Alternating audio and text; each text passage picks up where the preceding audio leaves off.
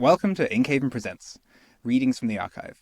I'm Ben Pace, and I invite writers from the internet to bring essays that they love, to read them and discuss them with us. My guest today is Aria Schrecker. She's an editor at Works in Progress, an excellent magazine, part of the Progress Studies movement. And she also has a great Substack where she gives lots of practical advice on how to find a husband. And she's kindly flown out to join us this Inkhaven. Welcome, Aria. Thanks for coming. Thanks for having me. I understand you've brought the essay Dispelling Beauty Lies by Jay Sanlak. Yep. Why have you selected that? It's, I guess, the least famous of the essays that I talk about a lot. Wonderful. So you're going to give it some light today. Yeah. That's nice. How long ago did you read it? Oh, maybe something like 6 months ago. Oh, okay. It's a pretty recent discovery. It was pretty close to Christmas. Because I remember I went to a big Christmas dinner with a bunch of friends, and I was like showing them pictures to be like, but which ones do you think are more beautiful? And they were just like hyper confirming the claims of the blog post. I was originally a little bit skeptical, and I was like, wow, this has totally changed how I think about men. Oh, great. And then is there anything you need to set up about this essay? I guess we're not reading the full essay. Yeah. It's massive. It's very long. It's very controversial. I guess I should caveat I don't agree with all of it. It's the guy clearly has some degree of conspiratorial thinking, and so the bit we've covered is actually his preamble, where some of that conspiratorial thinking really rises up. But when you get into the meat of it, it talks a lot about like men's preferences and like a whole bunch of different axes, and like mostly trust his empirics on that. Yeah, it's also unfortunately for the listener, some of the best use of images I know in an essay. Or the worst. I mean, I think just in the flow of the essay, yeah. Every point where it brings them in, it's a high quality, often choice, or like very relevant. It's not just there for no reason, and they work quite effectively. We'll put one or two in the video, but if they want the full experience, they can go to the site. I think one of the big problems with it is you can't really read the essay in public because of some of the images, or you have to tilt your screen. Like I was reading it on the tube quite a lot when I first found it, and I was like tilting my screen, like I'm not a pervert, I'm not looking at anime girls, I swear. You can get one of those things that means your laptop can't be seen from an angle. Yeah. Well, now if someone has that, I'll just assume they're looking at anime girls. Sure. Not that they're doing like secret work. Yeah, you did give me. I was like, okay, well, I'll read this for the podcast, and you were like, you might want to cover up your laptop. But I was like, I'm at Lighthaven. People will assume. Yeah, it's much more forgivable here. I've been writing while here. My sort of like, I did a summary of his thing on my Substack with like just the practical advice and like some sense of the places where I disagree with him, because I don't think he actually understands what beauty products are available to women. And then I've got quite a bit of Beau Black and also quite a lot of attention. So I'm writing a part 2, and which has like much more of the detail and the empirics and stuff like that. And I did spend some time on some of the big AI girl image generators, like finding like the most popular images to use as examples. And there were like people walking through the room I was doing it on. I was like, no, I'm doing something legitimate. I'm not looking at pornography on the screen in public, I swear. This is for research purposes. And educational. Great. All right. I think with that then we'll have a listen to it. Okay. All right. Well, let's listen to that. Dispelling Beauty Lies: The Truth About Feminine Beauty by Jay Sanlak. The facts about feminine beauty are simple and intuitive, even obvious. But public discussion of the topic is dominated by lies that confuse many women. Oddly enough, intelligent women seem to be the most susceptible. This makes it harder for them to attract mates, subjects them to misguided self-doubts, and even damages their health. The efforts to improve their appearance are in vain because they aim at the wrong target. All too often, they simply give up on a game that they could win if they understood the rules, but for fear of being impolite, men never correct their illusions. In this article, I dispel the confusion and tell you the straight truth about feminine attractiveness. In the closing section, I'll offer some practical advice. If you're in a hurry and just want a few quick beauty tips, you can start here and come back to Dispelling Beauty. Dispelling Beauty Lies is the world's most banned guide to beauty and seduction. If you made it here anyway, destiny is calling. A warning before you continue. I won't pander to boost your self-esteem. Writing the truth instead of repeating familiar lies will offend some readers. Most women will experience discomfort. If you're emotionally fragile or psychologically troubled, you should stop here. However, learning the truth will enable clear-sighted women to improve their appearance and succeed at the game of beauty. This is a prize that's worth the cost. Dispelling Beauty Lies is the most accurate and comprehensive guide to feminine beauty ever written. If you're ready for real answers, read on. Everyone lies. A. There are many reasons to lie. Why are lies about beauty abundant? Beauty is so socially important that almost everyone has a reason to lie about it. The fashion industry uses tall, ultra-thin models to impress and intimidate customers. The tactic increases clothing sales, but these models aren't the best examples of beauty. Similarly, paid beauty writers and influencers make their money from advertising fashion and beauty products. The conflict of interest discourages them from giving accurate advice. Body-positive influencers sometimes praise the beauty of unhealthy figures in a way that seems disconnected from reality. They expand their audience through flattery and pandering, not honesty. Journalists lie about beauty to bolster their favourite social and political causes, which they consider far more important than the truth. The masses, on social media, unthinkingly repeat false ideas just because they're trending. They form mobs to insult or compliment the appearance of random celebrities, only to contradict themselves once the trend chases. Market forces compel even well-meaning people in the beauty industry to endorse conventional lies instead of providing all the help they could. As one cosmetic surgeon informed me with regret, you can't tell women the truth because they'll crucify you. You'll go out of business. Men have incentives to lie about what attracts them as well, to be polite or to flatter, or even to show their good taste. Pretending not to notice overt sex appeal is a way of signalling refinement and class. It implies they're subtler and more perceptive than other men, but it also projects a false picture of what they really want. It's not that men think through these lies with reason. They tell them compulsively, by default, because they know what they're supposed to say and what you want to hear. They'll even lie unconsciously to test whether your feminine instincts are so weak that you listen. Men who can't get what they want will claim to want what they can get in order to improve their chances at sex. Some insecure women deride any concept of beauty that doesn't match what they see in the mirror. Unable to acknowledge their own imperfections, they hope words alone can make them the fairest of all. Others intentionally promote beauty lies with fabrications, malicious gossip, and petty insults directed at their more attractive competitors. Even the most beautiful and self-assured women will lie, whether to guard their secrets, to sabotage their competitors, or because they don't really know the answers themselves. Self-deception compounds the problem. Once you're invested in the lies you've been told by marketers, flatterers, and competitors, it's psychologically difficult to accept the truth. You're tempted to behead the messenger and cling to feeble counter-arguments you wouldn't take seriously in any other context. And your friends tell you what you want to hear because their only alternative is to hurt and offend someone they love. What makes a woman attractive is a Milgram question. In other words, the social penalty for an unflattering answer is much higher than the reward for telling the truth. Because of this, we simply can't trust the answers we receive, even if they're coming from friends. In sum, everyone's lying about beauty. And when you consider the motivations I've just listed, it shouldn't be a surprise. We have very good reason to lie. All these lies carry over into science. Scientific studies of beauty are often based on questionnaires. The scientists just perform a statistical analysis and repackage the results as verified truth. But survey responses on sexual topics are unreliable. Fancy mathematical language might make these studies sound authoritative, but it can't transform a collection of false answers into a true one. And there's a limit to how well a handful of numbers can characterize beauty. Where sexual topics are concerned, even anonymous surveys are unreliable. People may lie outright, or they may give distorted answers because they feel uncomfortable. So, to reveal the truth, I won't rely on surveys or professed opinion. Instead, I'll present direct evidence of men's real preferences. B. Who's really your enemy?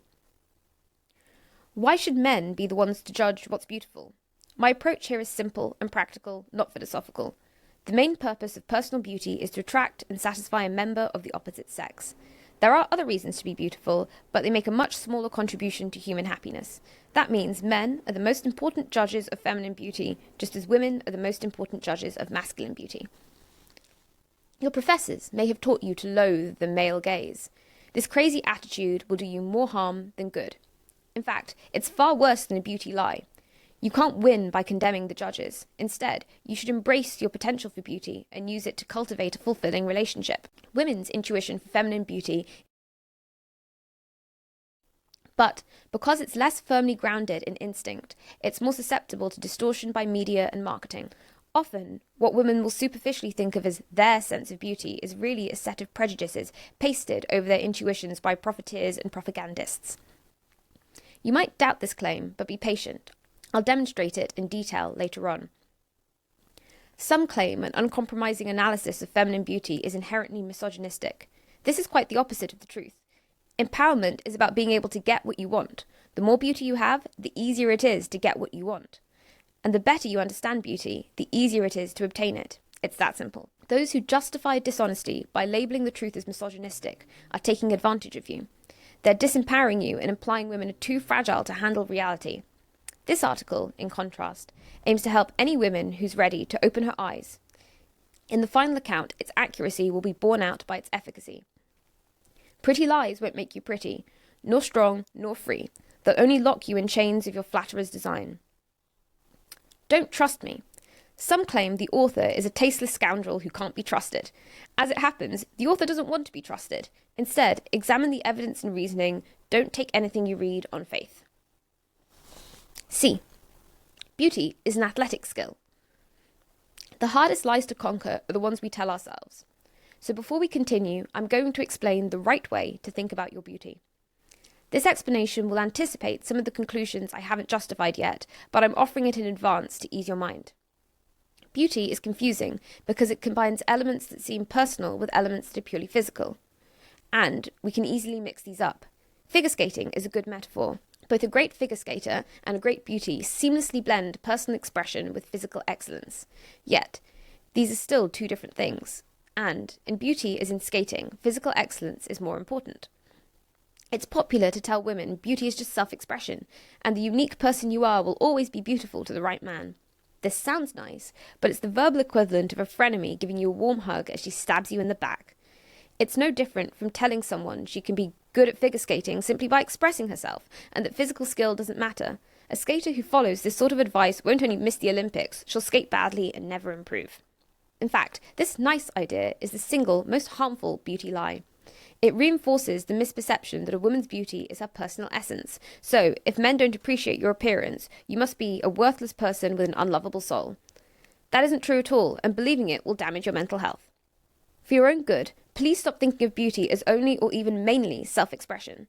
Instead, start thinking of beauty as an athletic skill that allows you to express yourself better.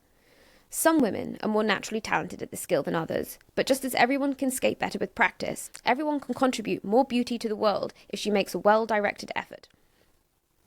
Only a handful of women have ever completed triple axel in competition. Believe it or not, some of the remaining 4 billion are still worthy human beings.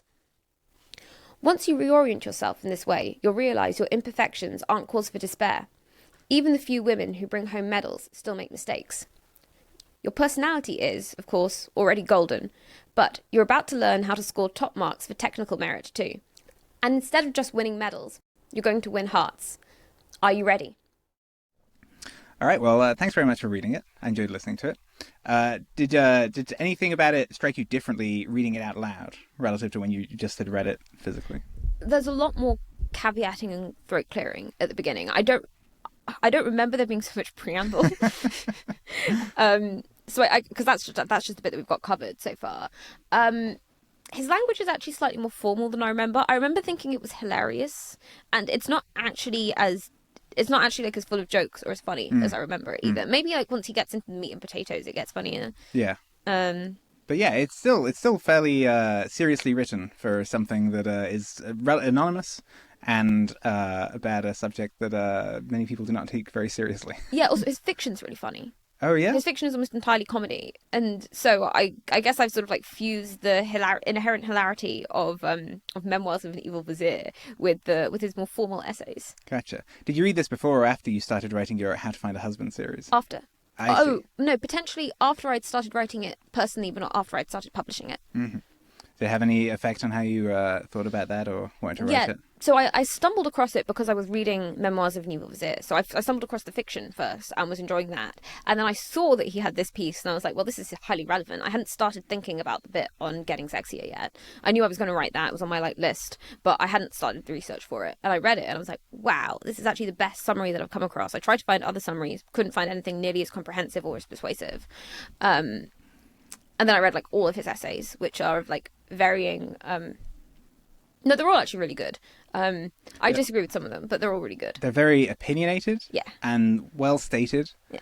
and often about very minute things sometimes. Mm-hmm. He has the one about connected garages to houses. Yeah, I mean, which that's is like great. 5,000 words. He's of just, right. Yeah. He's right. Attached garages. They are ugly. I've never seen a good one. You named the essay, and I assumed it was some like erudite metaphor, but he was like, no, attached garages are disgusting. No, it's just about that. Yeah. Or if it is an erudite metaphor, I don't know what it is. I did also love how I'm going to bet he's an academic, because he seems so annoyed with academia at every point of his writing. Oh, yeah, maybe ex-academic. That might be He plausible. identifies as a starving artist. I donated some money to him. I felt bad. Yeah, I was gonna say I would love to fly them out to Lighthaven for an event sometime. They're exactly the sort of like opinionated, thoughtful blogger. I emailed him. Oh really? And he's like very, very protective of his anonymity. Yeah. So I suspect it'd be impossible to. And we've had a few people in like that person. come out where I just didn't tell them that anyone they were there. Oh yeah, I guess that probably does work then. Yeah, I might do that. I just wanted to one of the quotes that I enjoyed.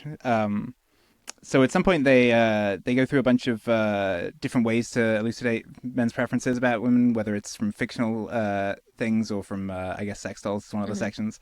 Anyway, they have this in a box. They say, both of these studies repeated my sex doll research with similar results.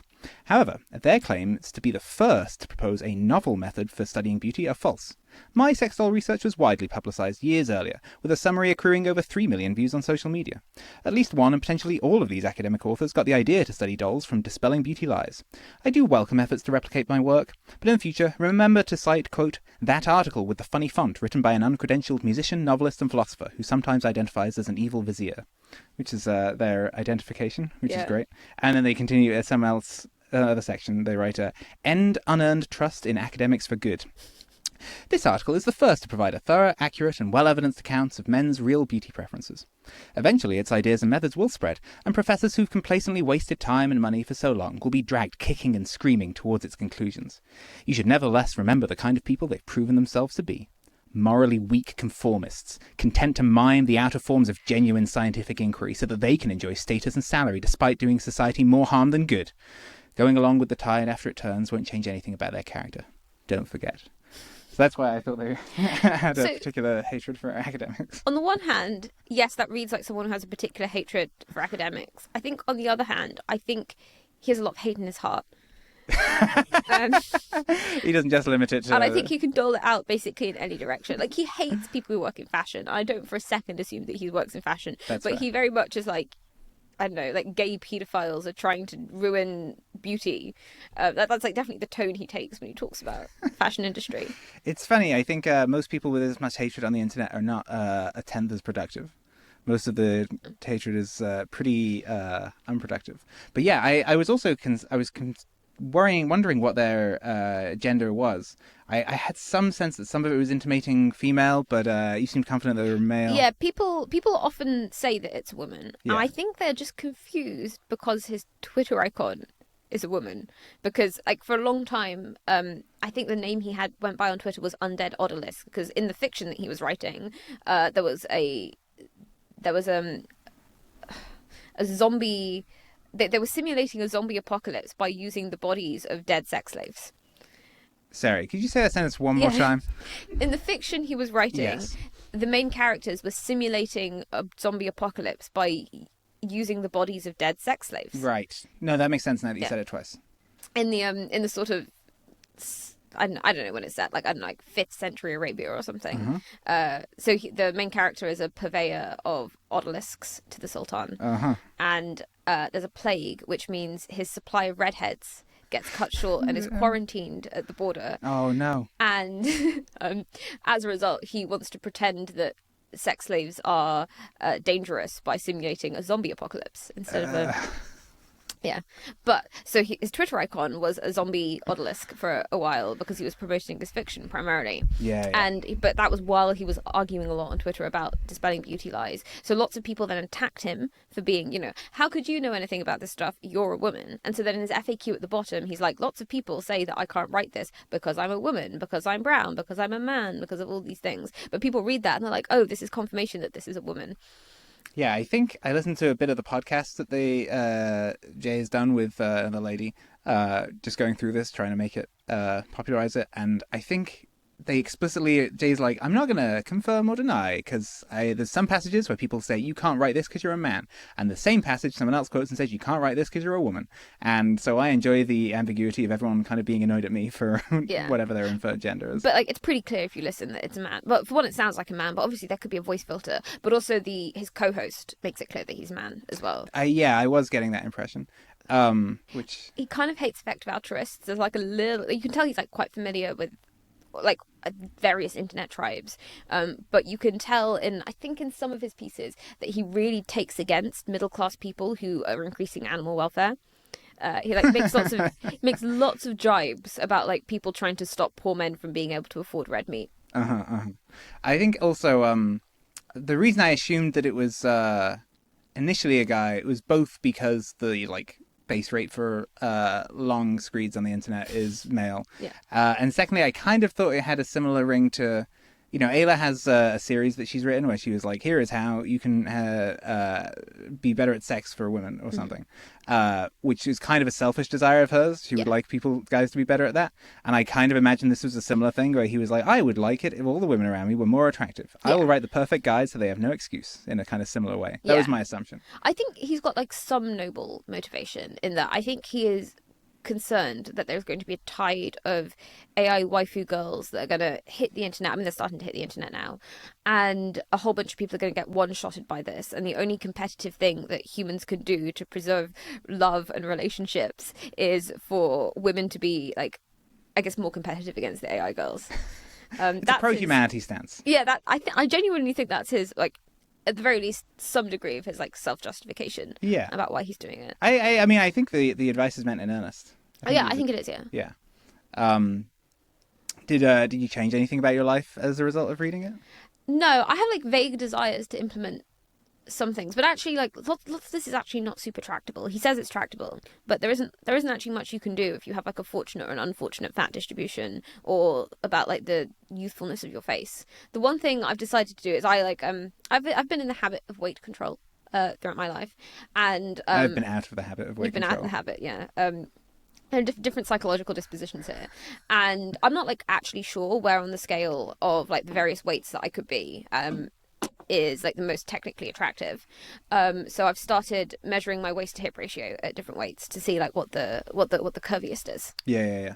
That makes sense. Okay. Yeah. No, I'm going to publish the data at some point. Beautiful. Yeah. That's what the internet's for. Yeah. No, you dress very attractively, and I was like, oh, will Aria tell a great story where she like blossomed as a result of reading this? But no, you're already... I don't have the kind of spare money and brain capacity to just like totally reinvent my wardrobe.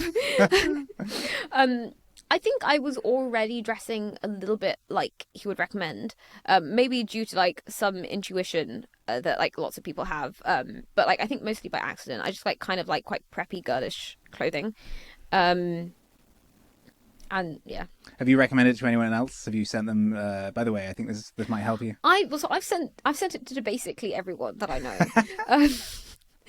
It really captured my imagination. I felt kind of similar to how I did when I first discovered Scott Alexander's stuff, actually.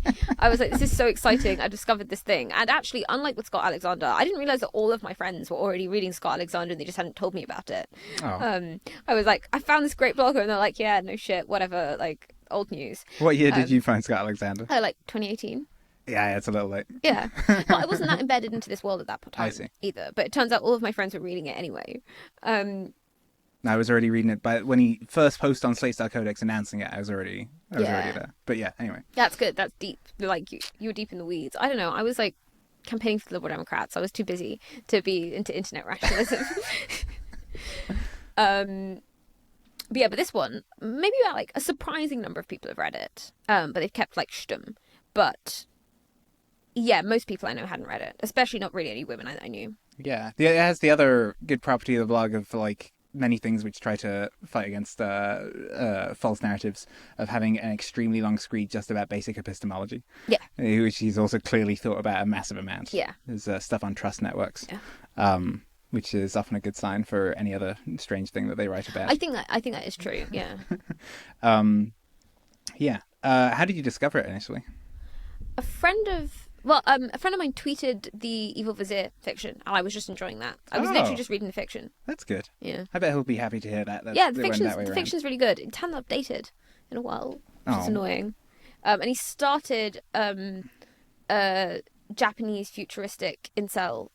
I can't remember what it's called. But there's only one chapter of that as well, which was also quite good. That's the name of a story. It's called like it's basically called the incel, and then it's a Japanese word I can't remember. Sure. And the idea is it's like in the far future where like incel is basically like a social class, because they're all like they're constantly gaming, and then they also have AI waifus, but they're not attached to like actual women, and actual women run the state, and they're all taking testosterone, and at some point they decide they need to train men to fight again, and so they're all put into this like school where instead of just playing video games, they have to learn things and do exercise, and that's the first chapter. And are the guys annoyed that they have to exercise? Yeah. I would be. Yeah. Was there any particular point in the essay that like stood out to you the most strongly as like changing your mind on some particular aspect of beauty? I like think this is like very naive. I didn't really realize that men liked breasts. That is a little naive. That was I just like I don't know. It didn't really enter into my head that much. I think I'd probably like updated too much on slimness, basically. Right. And then like which celebrities are very attractive, and like celebrities. Sydney Sweeney is like a big innovation in celebrity attractiveness. I think. Like Scarlett Johansson even got a breast reduction, so she'd be taken more seriously. So there are clearly like has been. I understand why he's so conspiratorial in his thinking, in that like so clearly like something has shifted in norms that means that, like there was like a solid like 10 years where there wasn't like a big deal celebrity who had large breasts, and that is kind of confusing considering men watch television and seem to like them. Not all men, obviously, but like a lot of them. Right. Gotcha. Huh. That reminds me of a friend of mine called Iniash Brodsky, who only recently learned. He was of the opinion for a long time that if you just put the like male and female like soccer teams against each other, that they would just be on an even playing field and that'd be fine. Yeah. He was like, why don't they? Why don't they do that in all the sports? Just have the men and the women compete. And then he found out that actually it turns out that on most sports, the guys would really quite dominate the ladies. Yeah. I'm surprised you managed to get that far without quite realizing that aspect of male sexuality. I guess like technically if you'd asked me I would have been like yeah sure I guess I just hadn't realised that it was significant basically, and obviously it's like not significant for everyone. This is actually I think one of the reasons people get kind of angry at the piece. I've noticed like when you talk to large groups of men about stuff like this, they seem like if their preference isn't exactly the median, which for most people there is some axis on which their preference isn't exactly the median, they seem to think other people are lying.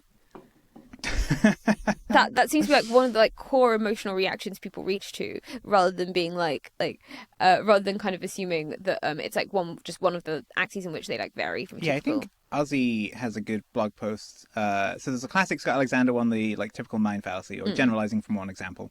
And then Ozzy had one like a decade later called the typical sex life fallacy or something, where they're like, on the areas of our lives that we're very hidden and private about them, people seem to do it way more. They're like, yep, this is how everyone has sex. Yeah. Or this is how everyone, does all these various things in the bathroom, or these are everyone's preferences, and so forth. Yeah. People seem to, I agree, people seem to be like, no, you're clearly lying. That is insane. Yeah. You're making this up for some reason. This is a joke.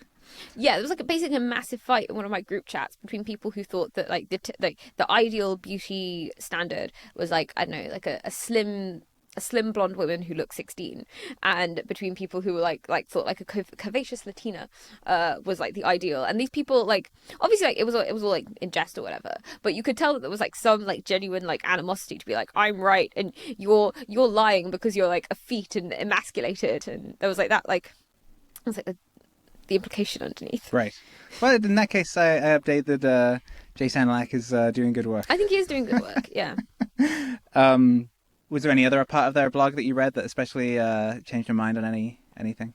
Other than about attached garages?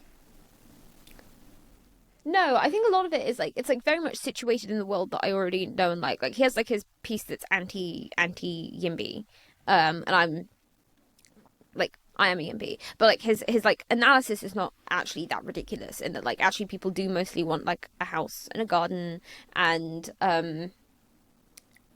like a lot of YIMBYism tries to deny people that by trying to like force everyone to want to live in density. Whereas I think like I don't agree that we should like tax density and like redistribute everyone throughout the country or anything. But like I do think there's like some mistake people are making, which I think he intuits even if he goes too far. Yeah, I guess like a lot of it is like quite simple. Like the trust network stuff shouldn't be like that surprising to people who are familiar with Less Wrong. Like all of that is like I think mostly quite familiar. It's packaged in a particularly angry manner, but it's and with a very, very strong serif font and occasionally very large use of images. Yeah. The use of images really does somehow, it fits more aesthetically into the website than most images into most essays. Most essays you suddenly have a big block and it's a square, but they're like nicely in ovals, they like fade into the background. Yeah. I kind of want to steal something about that when I do web design. Yeah, I mean, I do think this is like generally good writing advice in that people actually don't like looking at big walls of text. And so it is like, if you're like just publishing on a website where everything's going to go in like one row, then you probably should like throw some images or graphs in. Yeah, it's probably a good writing practice one time to just be an essay where like every other paragraph you will have an image. Yeah. Just make it work. And he must have spent an insane amount of time selecting images because they're often very well, like some of them really great pieces of art.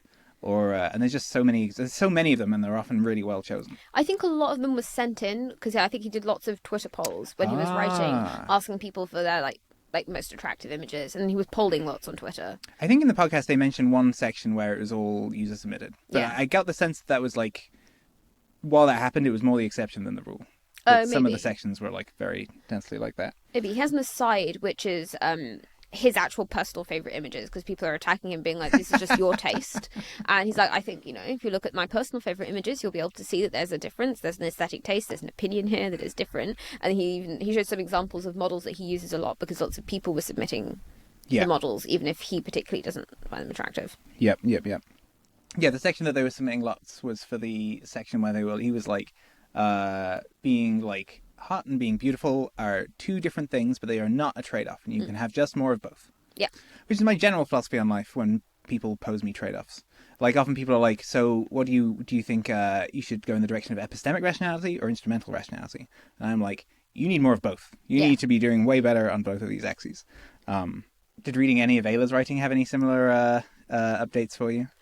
I think... Because somehow I just asked because it's a similar... Yeah, I think I was already kind of swimming in the same soup as Ayla's stuff as it was coming out, so none of it was that surprising. I also haven't paid for the unpaywall stuff behind the paywall, so perhaps there's like really, really juicy stuff that will change my life. But you already had everyone in your life using spreadsheets to track all parts of their existence. I definitely did have people using spreadsheets to track surprising parts of their existence. Sure. So this is not actually like a big surprising thing. I think something I've changed my mind on, which I think Ayla's work is like part of the like general like discourse on this, but I think everyone's kind of updating in this direction now, is I did used to think that a whole bunch of like aggressive sexual dominance was coming because like men were asking for it and women were being tricked. Kind of like the 50 Shades of Grey narrative, where like BDSM is like primarily because like there are like fucked up men and they can like persuade innocent women into doing it. Whereas now I'm like totally persuaded that this is like largely a female driven phenomenon, and it's just like a large minority, maybe even a majority of women are just like very, very kinky. Yeah, I think I was really surprised when she was not only was the evidence that women were interested in it, but they were more interested in it than men were interested in it. Yeah. And she's like, how does that even happen? Why is this an equilibrium evolutionarily? Which I don't think she has a satisfying answer to yet, but I do believe the results. I think the satisfying answer is obvious. It's that actually like humans are not like fully monogamous, so like a 1-to-1 like ratio of like men's preferences and women's preferences don't make sense. It kind of makes sense you have like a small number of dominant men with more women per man. Mm-hmm. Gotcha. Yeah, I can see that. I think I'd have to think about it. I think I still feel a bit confused, but I'll think about it more. As many people I'm sure will. I think I'm also interested in chatting about your experiences as editor at Works in Progress. Yeah. How do you relate to editing versus writing? Which one feels more creatively fulfilling to you? I think editing, actually. I think I actually prefer it very slightly. Interesting. I think part of it is that I like I like the word structuring and the like bringing out ideas part of writing much more than I like doing the research. And writing, like you actually need to come with like all of the ideas. You need to do that. Whereas with editing, you can often like, especially the kind of editing we do, we can like co-create the ideas with a person who actually like is the very knowledgeable person. And like in a lot of times, our like life's work is all of the research that needs to be done, and then you can just like bring that out and structure it in a way that people find appealing. And I think that's kind of like more artistically satisfying than having to do that from scratch. And there's like a difficult part of like getting started with like knowing everything that you get to jumpstart. So you just have the expert there. Yeah, the whole exactly. Time. That's neat. How long have you been doing that now? A year and a half. Gotcha. But before that, I was working at think tanks. Yes. And when you like commission research to the think tank, that is also basically the same thing. Yep. Gotcha. That makes sense. What's a piece of editing that you're especially proud of from the works in progress? I really like what we did with the piece on why birth rates in South Korea are so low. Because it like for when I got the piece, it was there were so many different explanations that you can put together, and there wasn't a clear story. And I think it'd be quite unsatisfying to read like a 10,000 word listicle on like all of the different like demographic changes and things you can measure in South Korea. 20 different explanations for why birth rates fall. And so it was like kind of nice, like getting together and carving out what the most important ones were, and then realizing that there is actually like a totally coherent narrative here, which is that the reason South Korean birth rates are so low is basically for reasons that birth rates are falling everywhere, but a whole bunch of these trends are just more extreme in South Korea. And like being able to like put that story over what was like actually quite a lot of like slightly disparate data. What's one or two examples of trends that are more extreme in South Korea? So as women's wages increase, the loss of a mother's income is like actually quite substantial, and so the opportunity cost of having children increases. And South Korea, women earn quite a lot of money, they're very well educated, but it's combined with the strong expectation that when you have a child that you don't work. And so so a lot of countries have both of these things going on, where women are earning more. In fact, like in a lot of countries, like young women out earn men now because they're like more likely to be educated and they're more likely to have professional careers. But also a lot of countries have not, in fact nowhere has totally eroded the motherhood penalty for earnings. And so places with more substantial motherhood penalties and also like reasonably high female earnings are the places where birth rates have They're fallen really fastest. disincentivizing people having kids. Wow. So like Sweden and the US basically don't really have much of a motherhood penalty, and they've also got like pretty robust birth rates for rich countries. And basically everywhere else there's like, you know, like women will like earn like lose like 10-30% in expected earnings if she has a child. The US and Sweden, surely it's still the case that a lot of women are becoming stay-at-home mothers after having kids in the US. Yes, I suspect what it is that it doesn't. That's actually a good challenge, because like it's still like it's like very close still. So what do I think's going on? I think plausibly it's yeah, I actually don't know what's going on there, because yes, a lot of people, and also in Sweden, a lot of women reduce their hours. So I suspect the way that the motherhood penalty is measured is about earnings per hour worked or something. Gotcha. Oh yeah. But I don't think that's right either, because I'm buffering over this because there's also the hours lost one, which is not that big. In some cases, it's just that parents, both mothers and fathers in a lot of Western countries, are just more likely to be attached to the labour market than non-parents. I think because there's like some functionalness that comes through. Mm-hmm. So I think in the UK, mothers work more hours than the average person. Oh, interesting. Didn't know that. Interesting. But yeah, that was that like a team effort to figure all these things out? I was basically like working with the author on it. Nice. And she's a good friend as well. Like she's we're both quite interested in birth rates and like trying to figure out if there's like a policy area that we can fix. So she'd basically got all of this work that she'd like put together on South Korea, and we were like, okay, we need a story basically. And typically, is the person you're working with, is it their career as a writer or is their career as a researcher? Very rarely their career as a writer. Yeah. Sometimes, and we're looking to commission like actual writers, but it's like we just like our universe is people who are deep in particular issues and are largely like researchers, policy people, or like they work in that area, and so like it's like an ed tech person with a take on education or something like that. How do you that seems, that's a wonderful way of like taking people who have a lot of knowledge and being able to share it. How do you reach out to those people, or do they pitch you on it? How do you select the people? Bit of both. I think probably about half of our pieces are outbound commissions where we come up with the idea that we want and then we wonder who has the knowledge to, or like who can deliver this very well. That is disproportionate. We choose better writers for that because they're like often people we've worked with before who were easy to work with and where like it wasn't that much effort to take the piece to finished. It can be hard to reach out to someone and be like, I would like you to do a whole writing project with us. Yeah. And you've never met them before and they go, that's not a thing I normally do. Yeah, exactly. And then the other half are just inbound, where people will pitch something. Often someone will pitch something, or we'll like Google them and we'll say, okay, that's a good idea, but we can do better. Like, I've read some of your stuff and I think this would be a more interesting piece. Oh, with that author? Yeah. Oh, that's nice. What's the best or most surprising inbound pitch you've had where it was like a good idea? We had an AI safety inbound pitch, which I wasn't actually involved with this conversation. I've just heard tell of this, which ended up being actually a piece on how the Pinker thesis is that we've been getting more and more less and less violent over time, but actually hunter-gatherers were much less violent than early agriculturists. I don't know how an AI safety piece turned into that, but it did.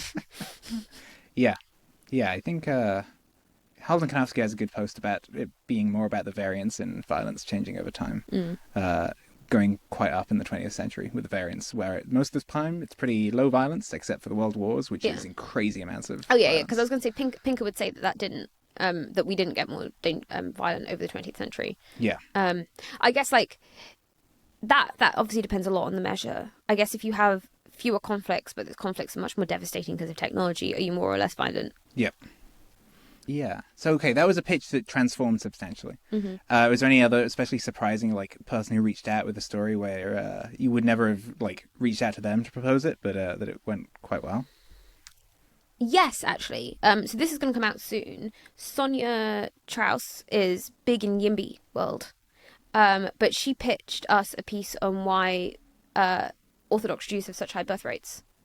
Which I think is chic. I think it's chic to have like one of the biggest name Yimbys write about something like in a magazine that writes so much stuff about urbanism. Write a piece that's not about that at all. I think that's cool and chic. Yeah. And I like that she came to us with the idea as well. Should we hold the spoiler, or can I ask for a gesture for the case for what the reason is? You can ask a case for why. It's like quite a narrative piece. It's basically that it like ticks off a bunch of stuff. I think the more interesting stuff is about how so they get married young. That's obviously very important. And lots of the rules that govern marital life are like encourage you to have sex when you're fertile, basically. So like there's like a week-long period. I think it's like basically like when you are menstruating and then for a few days afterwards, you are like your husband and wife are not allowed to touch, basically. And so that like men and women don't interact really at all, like outside of like husband and wife relationships. So like both people are kind of starved of physical touch, and then like she goes away, she has a ritual bath, she comes back just by coincidence at her most fertile period, and it implies very strongly that you are meant to have sex then. Also, you're meant to have sex on the Sabbath. You are? Yeah. Oh, that's good. I didn't know there were positive things that you were like encouraged to do. Yeah, well, you're not allowed to do anything else, basically. So like basically like hanging out with your family and having sex are like the things that is like, and like going to Shabbat synagogue, dinner. yeah. Oh yeah. Like those are also like implied as things you should do, but like days are long, you know. Sure. No, I can get really bored on a Sabbath. Excellent. Yeah. When do you fit time in for the Substack around your editing job? I often will stay an extra hour at work. Nice. Like after things have tied up and do like a little bit then. I'm like quite bad at actually dedicating like a weekend day to it because I almost always want to like, I don't know, go for a little walk, have a little coffee, do a little hangout. So yeah, it's much easier to just do like an hour every day rather than to do like significant chunks of time. Although it's been quite good to do significant chunks of time at the weekend here because while everyone is like heads down like working on their like 500 words, I can be like, okay, I can bash out my 500 words as well. Yeah, I'm pleased. Often I want to pitch writing advisors coming here is like doing a bit of like giving feedback and editing and so on, and then also hopefully getting some of their own writing done. Yeah. And one or two of them have been like, I have just been talking with interesting people the whole time and got no writing done. And I am pleased to hear your case of, in fact, you got some writing done. Yeah. Well, the interesting people are also doing writing, so you know. Exactly.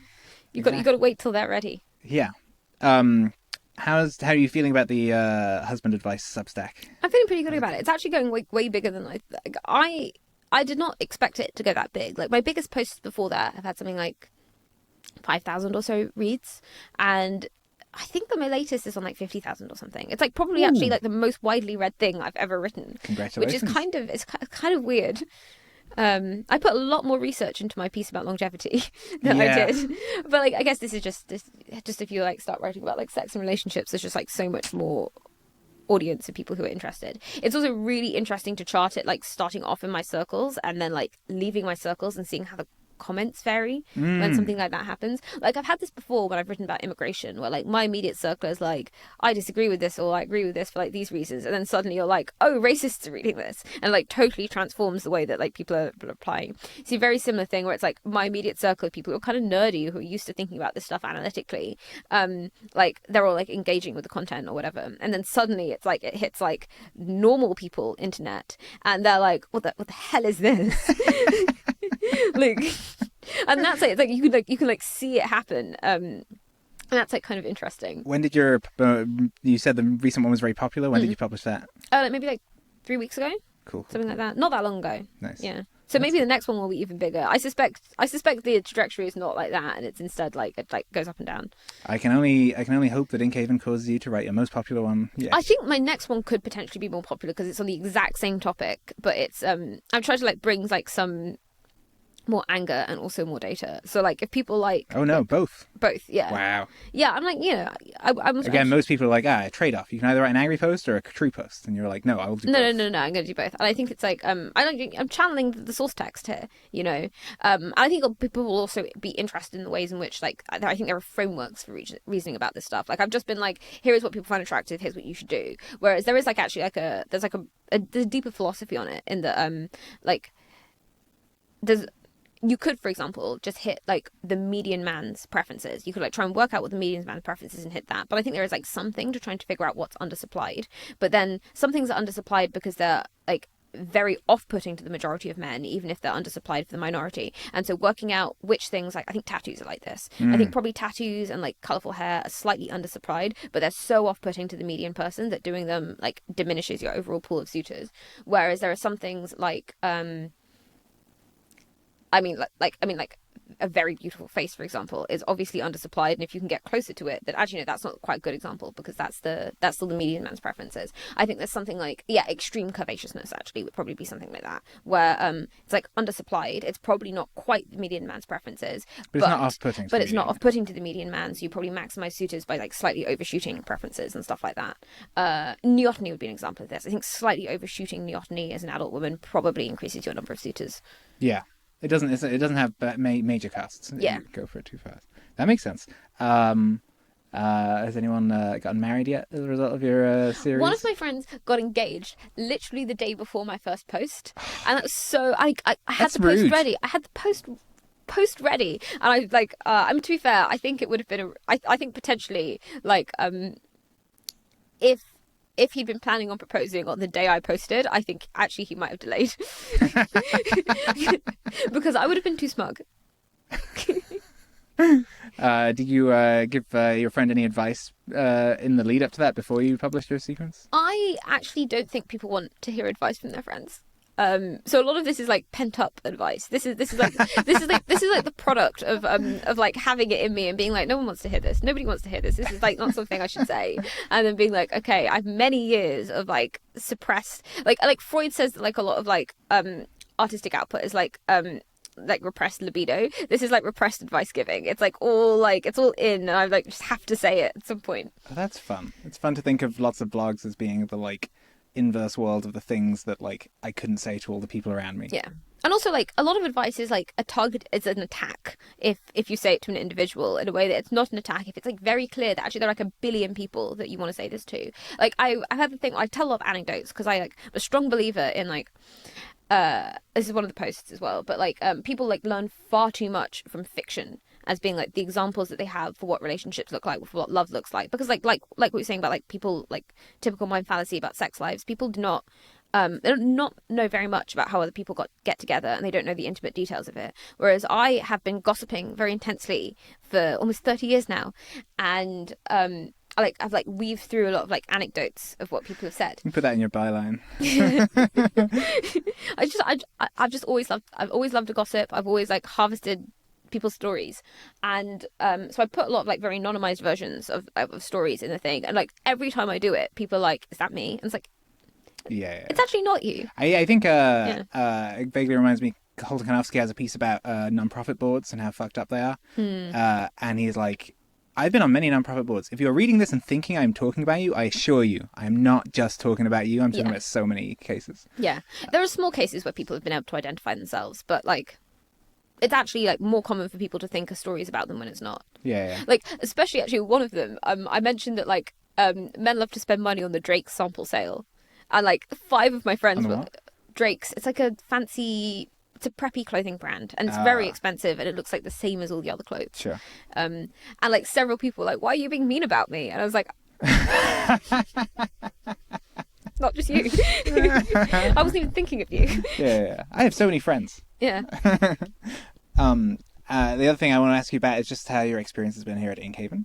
I think you reached out to me, which is always lovely when someone's like, "Oh yeah, I'd love to be a part of that in some way and help out." Yeah, it was so Inkhaven was posted in our Slack at Works in Progress as an example of a cool website, basically. I looked at that and was like, obviously we should be engaging with this thing. This is obviously like highly relevant to what we're interested in. So I just like filled out the form. It was the most obvious thing to check off.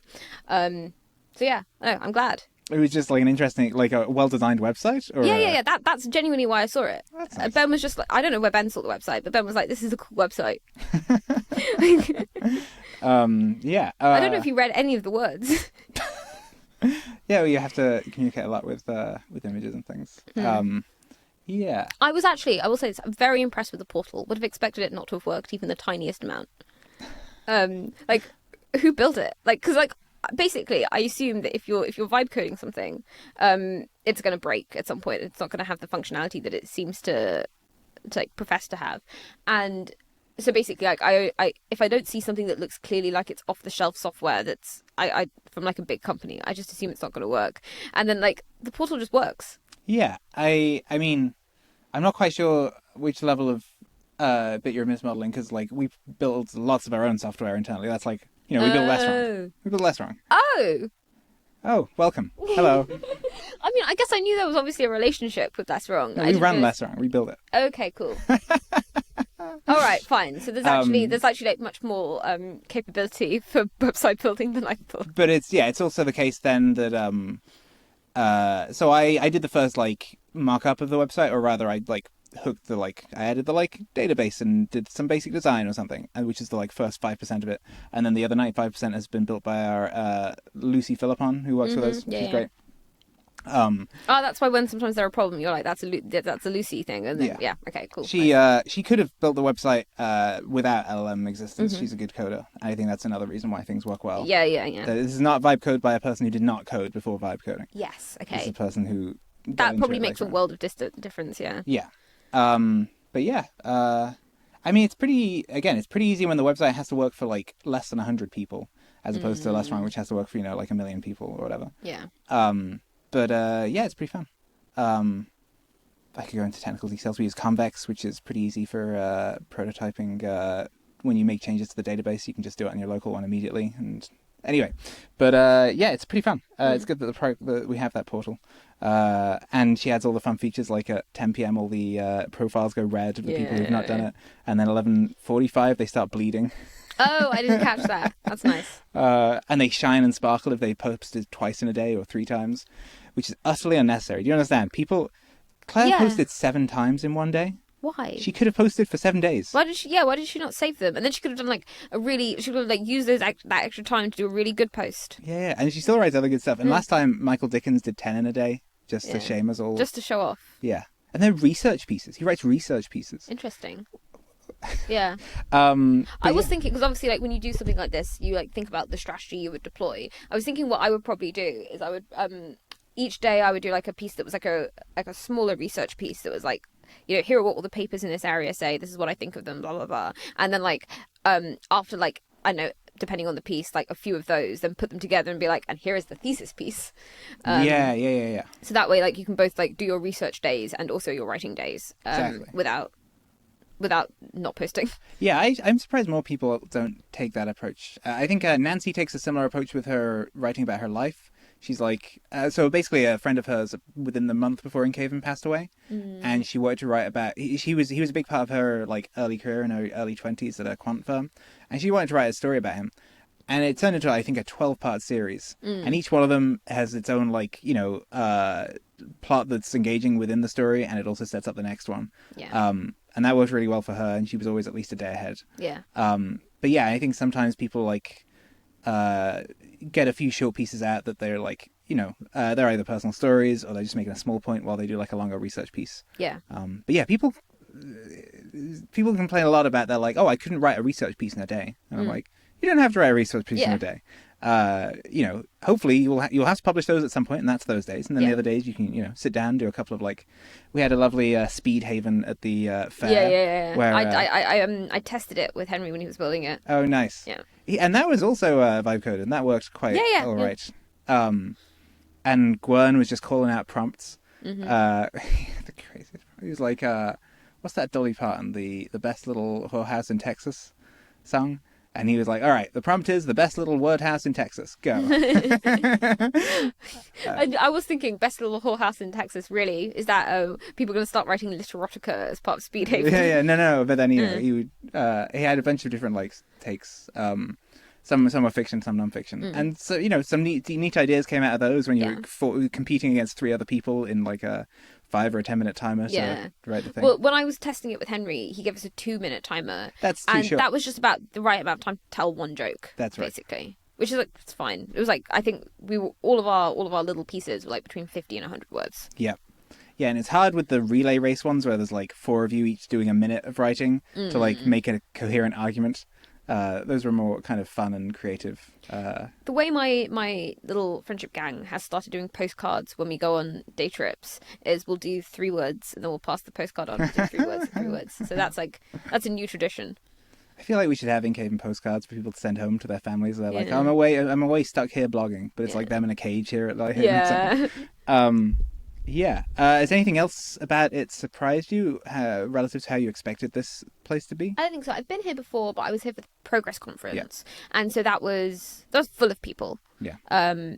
I'm surprised at how good this place is actually really well set up for working and it's kind of like what you would imagine a liberal arts campus to be like, where lots of people are working away in like lots of different spaces, and then different sort of like social cliques end up kind of taking different spots by default. And I think that's kind of it's like almost I assume it's like basically purposefully constructed to have all of that different. Nook Haven, we called it when we were trying to build the place. As many nooks as possible.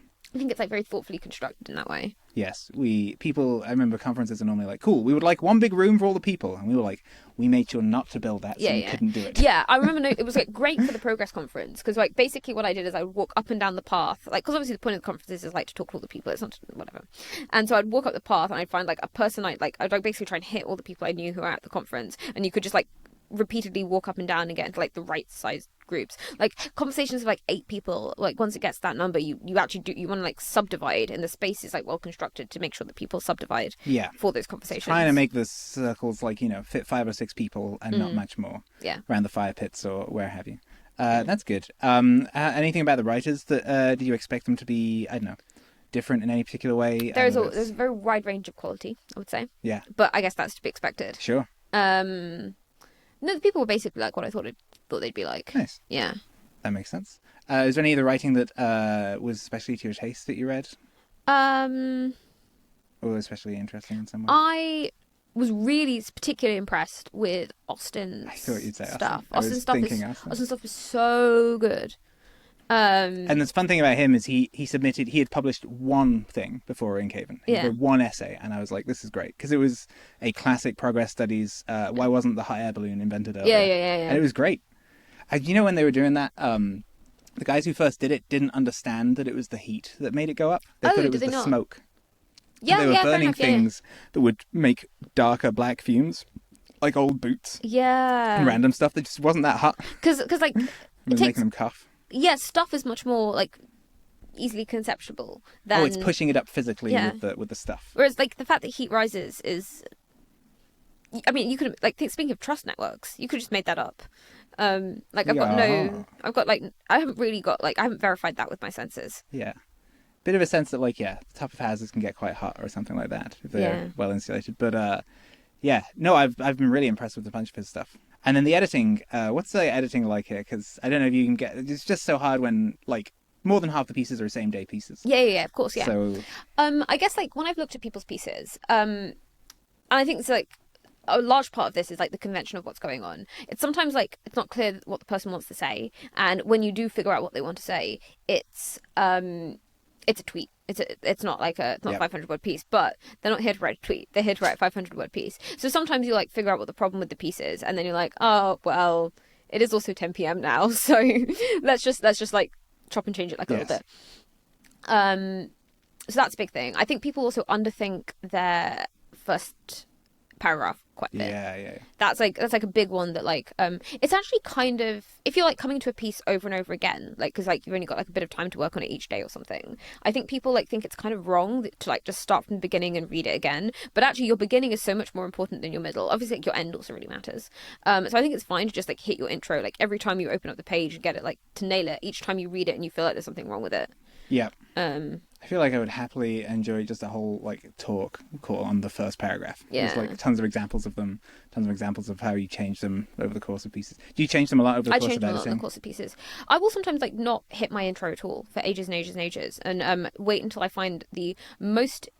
My like rough rule, which is not what everyone else does on the team, but this is what I do, is I will find whatever I think the most interesting thing in the whole piece is and put that at the front. Right. And then I will find what I think the most impactful, important part of it is and tell that off at the end, basically.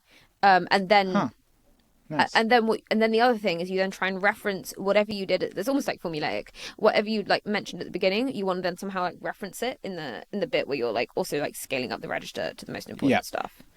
A lot of people will just like make their intro because like, they want to get.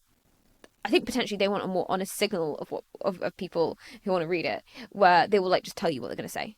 Yeah. And that's also good because you're like, okay, I know what I'm here for. If I want to hear that, I will keep reading. Yes. But I think it's like kind of better to like get like the most emotional or interesting or like thing out there that can like, really get people. Yeah.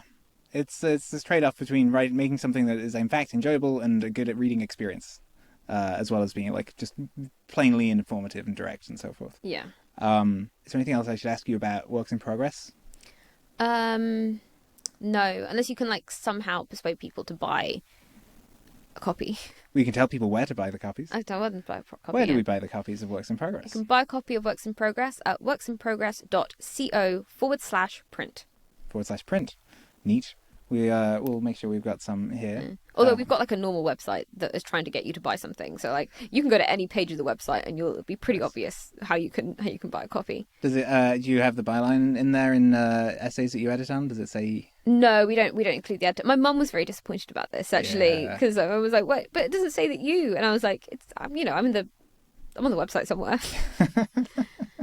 I also think it's like would be like a little bit embarrassing. Like other things don't tell you who the editor is on the piece. They just tell you who the writer is. It could be somewhere in the like endnotes or in the like bottom of the table of contents page. Just be like thanks to these people for their work. Yeah, maybe we have I think we'll try to do the Economist thing a little bit, where we like speak with one voice as an editing team. Like, like I guess I mentioned that I worked on the South Korean one. But like I think we do generally pass the pieces around a bit, but like even though like one of us will almost always be like directing it and like having the like. Well, in that case, you can come up with some like prestige name like and of course edited by the senior editing team, and it's cool that you got into the senior editing team. Neat. And anything else I should ask you about Jay Sanalak?